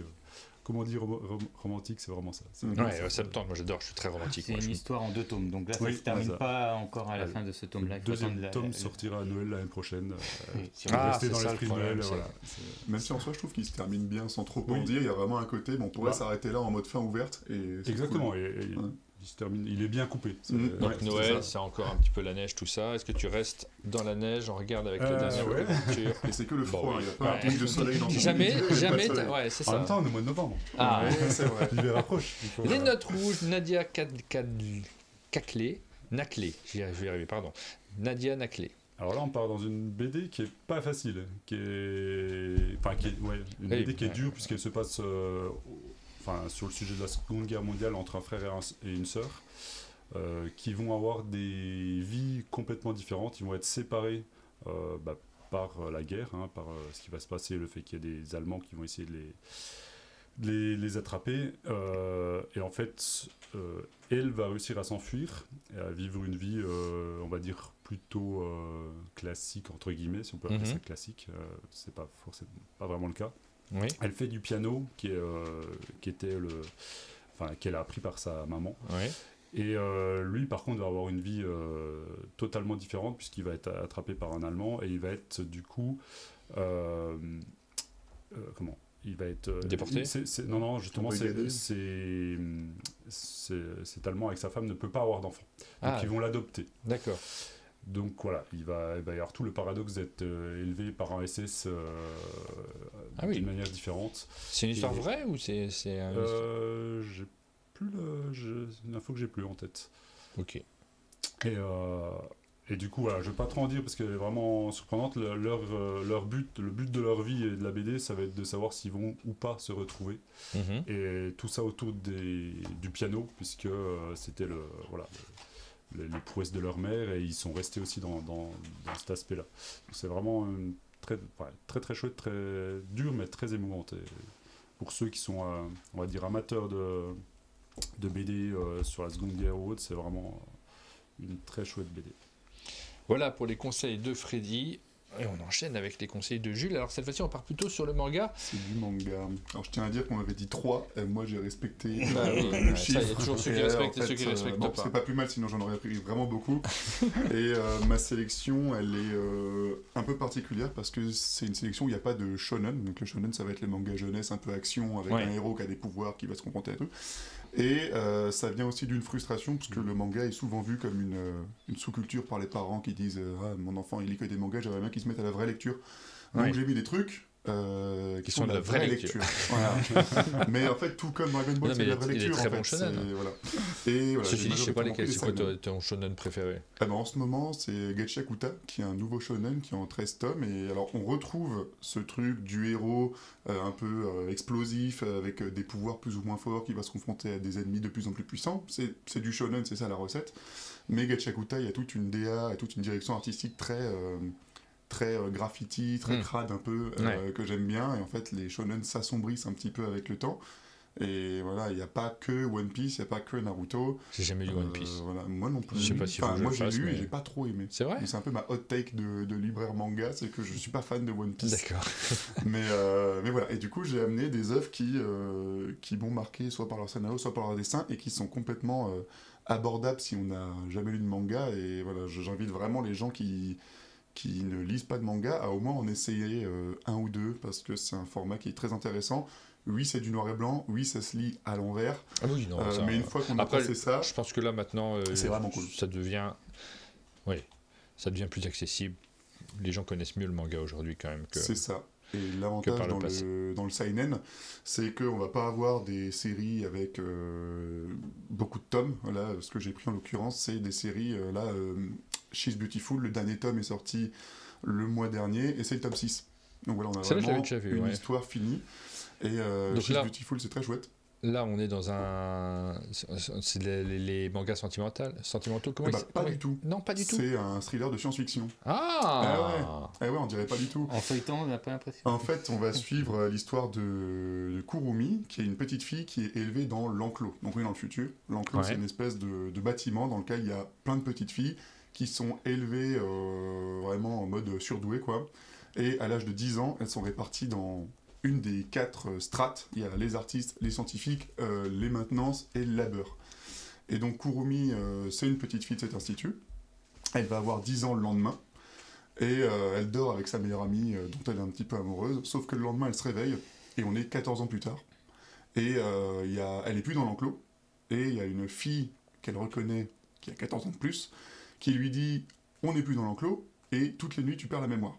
Et on part de ça. Et ça va partir en thriller futuriste, puisque il va se passer plein de choses. Je peux pas trop en dire parce que c'est vraiment une histoire à twist. Il y a vraiment des twists à chaque tome. Et au bout d'un moment, elle va lire un petit bout de papier où il y a marqué « Ne lui fais pas confiance ». Et du coup, ça va partir dans plein de trucs. Et la narration joue justement sur cette perte de mémoire, puisqu'on va avoir des infos qu'elle n'a pas, mais aussi parfois on va être troublé et confus par ça. Donc c'est vraiment une super série, c'est en 6 tomes finis. Ah ouais, bon, écoute, moi je vais y aller alors du coup. J'ai vraiment dévoré. Faut que je fasse gaffe parce que peut-être mon fils les a. Et le dessin est magnifique. Tous les protagonistes, antagonistes, quasi tous, sont féminins. Donc ça, c'est aussi assez original, puisque souvent, on a des mecs un peu partout dans ce média. C'est aussi pour ça que je l'ai pris. C'est vraiment super et ça peut se lire à partir de 12 ans, il n'y a pas de scène. On nous demande le prix sur le chat. Alors, 7-8 euros. Ouais, entre 7 et 8 euros. Ouais, j'ai plus exactement les prix. Oui, il y a quelqu'un qui dit 12-13, mais c'est pas du tout le prix. C'est 7-8 euros. 7-8 euros, ça c'est en Suisse. Ah, peut-être en Suisse. C'est des euros suisses, les fameux euros suisses, tout à fait. Cette taille de manga, on est vraiment autour des 7-8 euros. Donc voilà, c'est une très bonne série que je vous conseille. Centuria. Donc c'est chez Kurokawa aussi, j'ai pas fait exprès, mais c'est de la dark fantasy. Donc la dark fantasy, la référence du domaine, ça va être Berserk. Oui. Et donc Centuria, c'est une nouvelle série de dark fantasy, c'est un premier manga fait par un gars dont j'ai oublié le nom, parce que les noms japonais j'ai du mal. Kuramori. Exactement. Et c'est un gars qui a travaillé avec le gars de Chainsaw Man. Et donc voilà, là on est plus dans des histoires tristes, un peu sombres, un peu parfois trash. On le voit le trash là. Julian, qui est un esclave, et qui va fuir sa condition d'esclave en embarquant sur une galère avec 100 autres esclaves. Et en fait, pendant le trajet, le capitaine va dire, en fait, vous n'êtes que de la marchandise, donc je vais faire une fraude à l'assurance, je vais tous vous buter, je vais me faire rembourser. Sauf qu'il y a une entité marine qui va prendre ça pour des sacrifices, et qui va s'adresser à la première personne qu'elle va voir, en l'occurrence Julian, et qu'elle va dire « Merci pour les sacrifices, quel est ton souhait ?» Julian va dire « Mon souhait, c'est de botter le cul au capitaine », et du coup, il va lui donner tous les pouvoirs, toute l'agilité, la force des 100 esclaves qui viennent d'être sacrifiés. Et voilà, ça va devenir une espèce d'entité protégée par la mer, etc. Et donc là, c'est vraiment le tout début, il n'y a que 2 tomes qui sont sortis, mais ça prend une direction que j'aime bien. Un petit peu shonen, puisqu'on va retrouver d'autres gens. En plus, c'est la première édition avec une jaquette réversible. Il y a une jaquette réversible foil. De toute beauté. Et voilà, c'est très très sombre. Il y a quand même des scènes plutôt choquantes, mais c'est vraiment une histoire qui est très prenante et que j'ai beaucoup aimé. C'est surtout le dessin qui m'a amené là-bas. Et le scénario m'y a fait rester. Ouais, mais c'est le scénar. Ouais. Plutôt le scénar de celui-là. J'ai adoré. Ouais, pour le coup, c'est un... Centuria. Et Smile. Ouais, alors Smile, là, on est dans le thriller horrifique, presque polar. Voilà, j'ai vraiment pris des trucs adultes, pour le coup, je me suis dit. C'est une série qui va être terminée en 11 tomes, donc aussi ça va être assez court. Là, pour l'instant, le tome 5 est sorti, et c'est l'histoire d'un journaliste qui s'appelle Kamome, qui était vraiment le journaliste trop fort, il allait partout, etc. Sauf qu'il était à fond dans le boulot. Et un jour, il est tellement à fond dans le boulot, sa fille l'accompagne, il voit pas, et sa fille va décéder dans un accident. Il va sombrer dans une profonde dépression, sa femme va disparaître. C'est pas genre elle va partir, elle va disparaître, plus aucune trace. Ouais, ça arrive. Donc il sombre dans la dépression, et des années plus tard, il y a 2 personnes qui frappent à sa porte, qui lui donnent un petit fascicule de l'église du sourire éternel, qui est finalement une secte. Et sur la brochure, il va voir qui ? Sa femme. Ah. Et du coup, il y a son truc de journaliste qui va se réveiller, il va dire mais qu'est-ce qu'elle fait là ? Et on va s'embarquer dans cette enquête avec cette église, avec plein de points de vue. Il va y avoir le point de vue de Kamome, le journaliste un petit peu underground qui fait ça à sa manière. Il va y avoir le point de vue du flic, il va y avoir le point de vue d'un gars infiltré, il va y avoir le point de vue d'une fille de la secte qui voit un peu ce qui se passe. Et voilà, ça part très loin, c'est très trash aussi. Il y a des scènes assez... parce que l'église du sourire éternel cache forcément des secrets, des rituels, des choses qui donnent pas forcément le sourire. Je me les note en photo. Hop. Mais voilà, c'est vraiment une œuvre pour l'instant marquante. Et j'espère que ça va pas trop tirer en longueur, mais c'est... Parce que là, pour l'instant, il y a quoi ? Il y a 5 tomes. Ouais. Et on est à la moitié du récit, ça se voit. Et comme c'est marqué dessus, on peut manger dessus. Exactement, c'est une blague que je fais beaucoup. C'est vrai ? Oui. Pardon de la refaire de nouveau. Je suis content du coup, parce que ça veut dire qu'elle est hilarante déjà. C'est vrai que c'est hilarant. Hein. Et donc voilà, c'est 3 mangas que je conseille, qui sont très très chouettes. Smile, Centuria, She's Beautiful. Voilà pour les 3 bandes dessinées, le manga, mais c'est quand même de la BD aussi. Oui. Malgré tout, on fait la différence. Mais... Ce qui est bien, c'est qu'on va tout laisser là, parce que Martin a quasiment tout aimé. Donc mais moi, je suis hyper curieux. C'est pareil pour le jeu. Quand les gens nous parlent avec passion de quelque chose, t'as envie de le découvrir, t'as envie d'avoir un avis dessus. Et puis je suis assez ouvert à ça. Moi, de manière générale, les mangas, j'en ai lu des tonnes. Je me suis un petit peu arrêté parce que tu sais, il y a cette période pendant laquelle les mangas arrivaient en France et on avait tous les meilleurs titres qui arrivaient d'une traite. Et puis pendant une période derrière, on a eu des titres un peu moins bien. Ouais, exactement. des mêmes auteurs. Tout. Et là, On retombe dans un espèce... Ouais, je suis d'accord, il y a eu une espèce d'âge un peu sombre où il y avait vraiment plein de trucs qui sortaient et c'était vraiment trop. Ouais. Et là, je trouve qu'il y a des remises en avant d'œuvres vraiment prenantes et vraiment très intéressantes. Il y a plein d'œuvres que j'aurais voulu citer. C'est chouette, parce que souvent quand on parle de manga, on me recite les mêmes BD d'il y a 20 ans. On va me ressortir du 20th Century Boys, du Monster, du Dragon Head, enfin plein de trucs comme ça. Je cherchais Dragon Head d'ailleurs, parce que mon fils l'a pas lu, je les ai pas gardés moi. Et je les trouve, à chaque fois j'y pense quand je passe dans une librairie, et je les trouve jamais en librairie. Non, c'est vrai qu'on les a pas, parce que pareil, autant je te dis ça, mais les Monsters et les 20th Century Boys, on les a. Ça, vous les avez toujours, ouais. Mais voilà, Dragon Head, c'est un petit peu plus... C'est difficile, ouais. Peut-être que je me débrouille à les trouver avant que ça disparaisse vraiment. C'est ça. Merci beaucoup pour tous ces conseils. On vous a parlé d'énormément de choses. Il est 9h27. On a pris du temps parce que c'est passionnant, parce qu'il y a plein de choses à découvrir. Vous connaissez cette boutique qui est à la fois libraire et ludicaire, où il y a du jeu et de la bande dessinée, du manga, mais dans tous les cas de la passion. C'est ça qu'on aime bien aussi.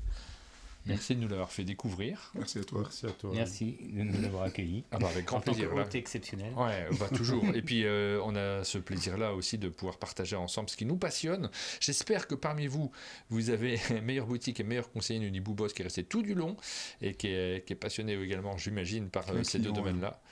Client BD ou jeu? Plutôt jeu. Tu connais jeu. Ouais, je le connais. Bon, je vais pas dire son nom, mais je le connais. Il y avait des gens que je connais dans le chat. Les initiales J. JB. Ok, ça marche. Voilà. Je vois qui c'est. Merci beaucoup pour tous ces conseils. On va se plonger dedans. Moi, je vais lire plein de trucs là. C'est forcément les jeux, je les connais un peu mieux, mais les bandes dessinées, il y en a plein que je connaissais pas et que je vais devoir acheter. Vous allez me coûter extrêmement cher. Il y a un gars dans le chat qui a dit qu'on avait amené un TPE. Ça m'a fait rire. Ouais. Il n'y a pas de souci, on fait ça après. Bah oui, pas forcément. On a envie de les acheter directement. Privilégiez vos boutiques, puisque là c'est l'occasion. On parle de boutiques, on en parle souvent. Donc achetez-les plutôt là-bas. Faites un geste pour ceux qui tiennent toutes ces différentes boutiques-là. On va faire une petite pause et on va se lancer dans les sorties de jeux de société. On vous a dit que c'était une émission extrait marathon pour débuter cette semaine-ci dans les sorties jeux de société. Merci beaucoup à vous trois. Merci Martin. Et puis tout de suite, pour ceux qui nous suivent, on va accueillir Rachel après cette petite pause. On va remettre la petite publicité que vous avez vue. Merci à Lucky Duck Games qui nous soutiennent cette semaine, avec Nocturne notamment. Vous avez vu le jeu diffusé sur notre chaîne en vidéo. On vous repasse la publicité. Entre chien et loup, druide renard porteur d'une flamme mystique arpentez une forêt mystérieuse. Après Calico, Cascadia et Redac Chef, découvrez Nocturne de David Yetzi en collaboration avec Flatout Games et Lucky Duck Games. Au cours de 2 manches autour d'un tableau commun de tuiles, partagez vos pérégrinations sylvestres avec vos concurrents. Collectionnez des composants pour vos potions et remplissez les objectifs. Par des enchères spatialisées, vos ingrédients vous rapporteront des points de différentes façons, mais ils vous permettront également de réaliser de savantes potions pour toujours plus de points. Optimisez vos collections grâce aux pierres miroirs, trésors maudits et pierres runiques. Gérez surtout votre réserve de sortilèges les plus puissants. Tracez votre chemin dans la forêt en enchérissant sur vos adversaires et remportez les bonnes enchères. Pour les bons ingrédients, profitez d'une situation de blocage pour gagner une tuile à moindre coût. Ne manquez pas une opportunité d'offrir un jeton sortilège aux esprits de la forêt lors d'une enchère perdue. Ce sont des ingrédients à récupérer en fin de manche. Mais veillez à ne pas être trop pingre. Analysez les tuiles objets. Repérez pierres et trésors. Le trésor maudit, par exemple, vous offre une tuile à choisir parmi 3, au prix d'un point de victoire. Alors, oserez-vous le récupérer? Enfin, ne perdez pas de vue les objectifs. 3 pour le crépuscule et 3 pour la nuit.